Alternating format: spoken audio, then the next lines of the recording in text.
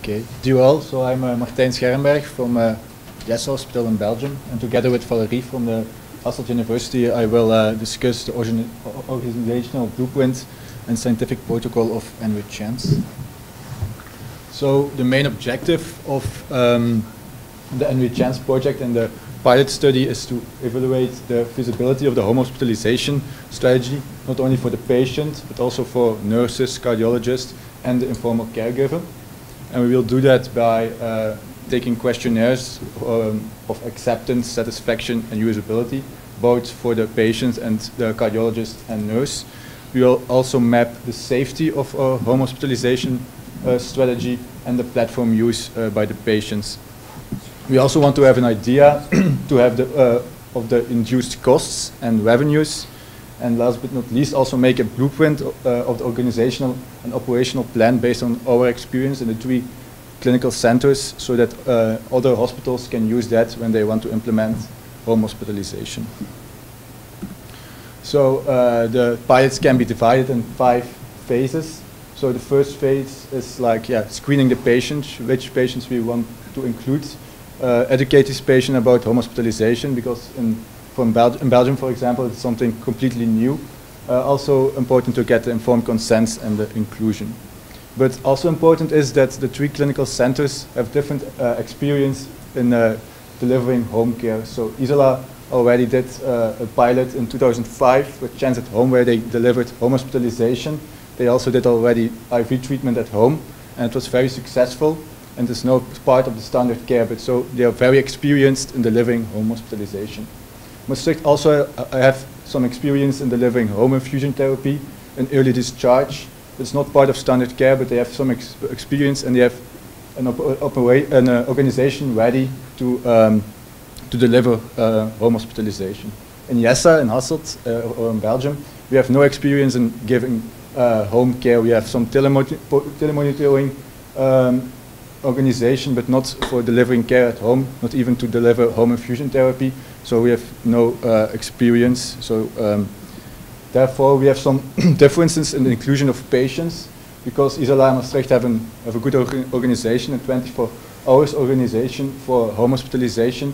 They will include acute decompensated heart failure patients that need hospital admission. They will be recruited from the general practitioner, from the emergency and cardiac ward, and even from outpatient and inpatient cardiac consultation. In Jessa, because of the limited organizational experience, we will start with stabilized heart failure patients. So patients will first going to the cardiac ward, will get IV treatment, and will going in early discharge to the home hospitalization intervention. In Isola, we will recruit 50 patients because they are the most experienced. In Maastricht, 25, and in Jessa, we also will include 25 patients. So we have in total 100 patients, with 75 patients who will get real home hospitalization treatment, and in Jessa, total 25 patients where we will just test the feasibility of a home hospitalization intervention in a hospital with no experience. So the inclusion criteria we will use: patients who have known and well-assessed chronic heart failure.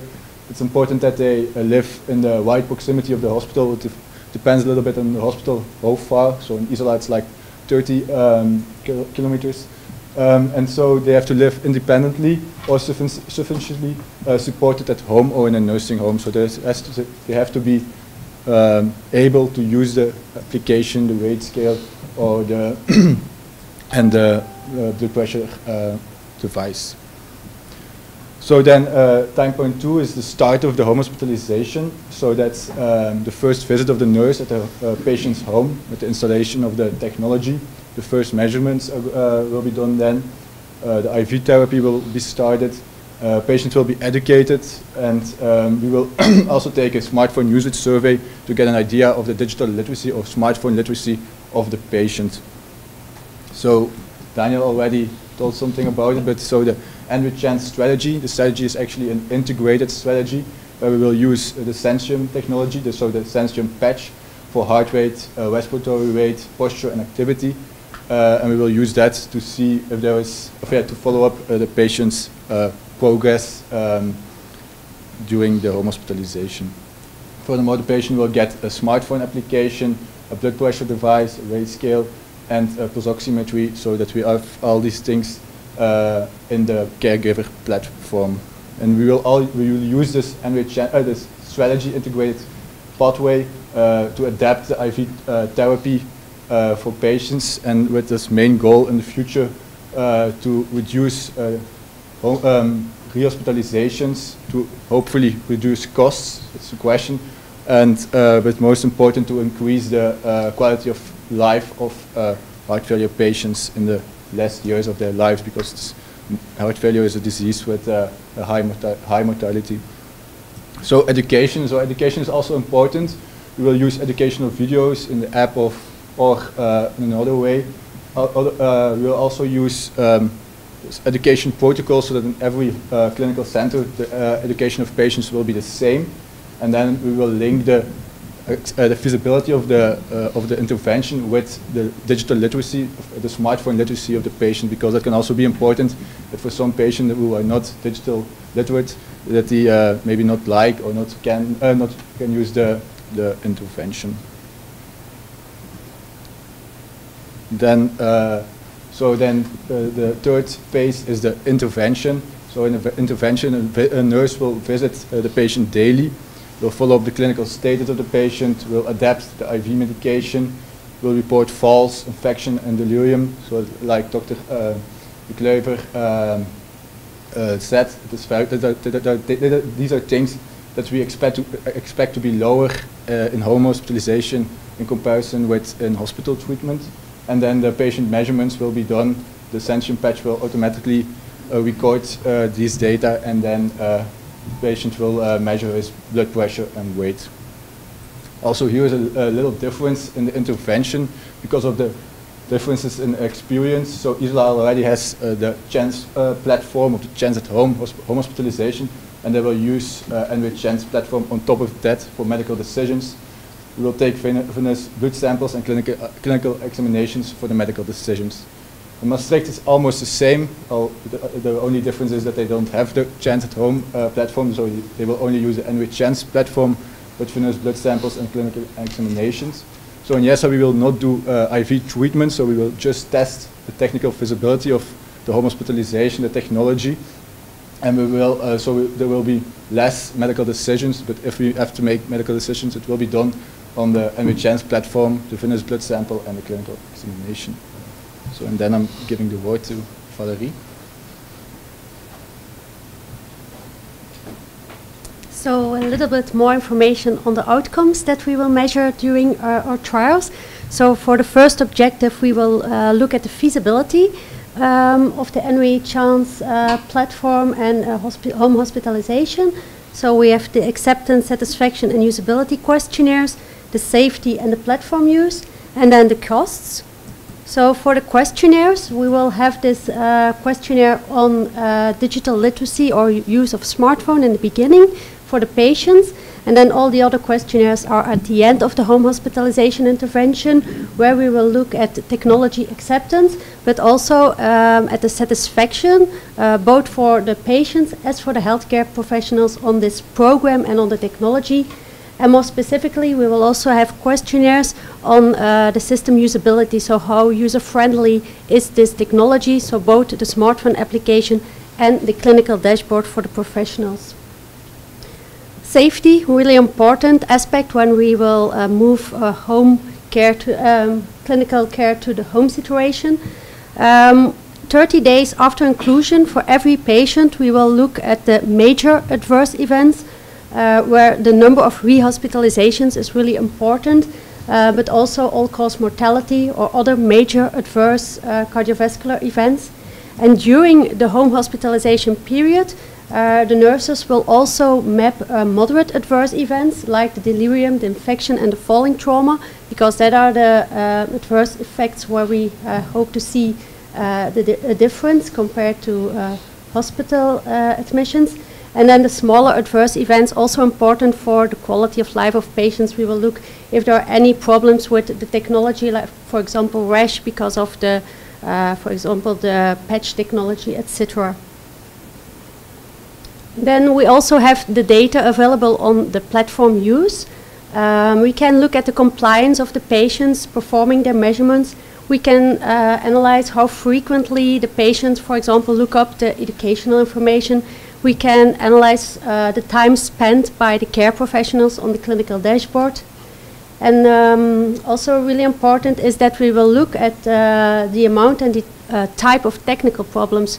For example, by recording how many times patients call to the installed help desk or nurses. And also the nurse will map how many times he or she needs to reinforce the education or information for the patients. Costs is also very important for a new intervention. We don't have an RCT trial here, but anyway we can map induced costs, for example for the technology, but also for the staff. These nurses from hospital will now visit patients at home, so we can map the time they spend on transport, on logistics, on planning these trips, and also the time they spend at the home of the patient. And we will therefore use a free application called Toggle, where you can really time and annotate the activity where you spend time on. And then we have the transportation costs that will be mapped too. Now the challenge here is that we will have data that is distributed in different systems. The medical data, the demographics, the therapy interventions will be available in the electronic medical record of the patient in the hospital. Then we have our platform, our NWE-Chance platform, where we have all the patient measurements, where we can have the data on compliance. Then we have the Toggle app for the time registration by the nurses. So the idea is that all the data that we need for study purposes, that we will integrate them in one electronic data capture platform. This will be Castor, where we also will generate electronic case report forms so that we can, for example, do the questionnaires on tablet, and that we have all the information from the 3 clinical sites in the cloud so that we can easily monitor the progression of our study. Ethical approval and GDPR compliance are very important. So we also met with the DPO of the hospitals. So we will foresee that there will be agreements between the companies and hospitals on the data, on the service level. Data pseudonymization and transparency is really important. Which data will be collected, where will be stored, who is owner of this data. Also the companies and the patients will have an agreement, a loan agreement, because these patients are using their smartphones and medical technology. And the hospital will foresee these informed consents for the patients, but also for the nurses, because the nurses are also providing data with the Toggle app, which also registers their GPS location, for example. So it's important that nurses are aware of that, and there will be an insurance will also be covered. To get everyone on board, we will also organize an educational session for all healthcare professionals from the 3 clinical sites, where we will in depth educate them on the new care pod, the home hospitalization care pod, on the technology, but also on the aspects of the study and how to use the electronic data capture system.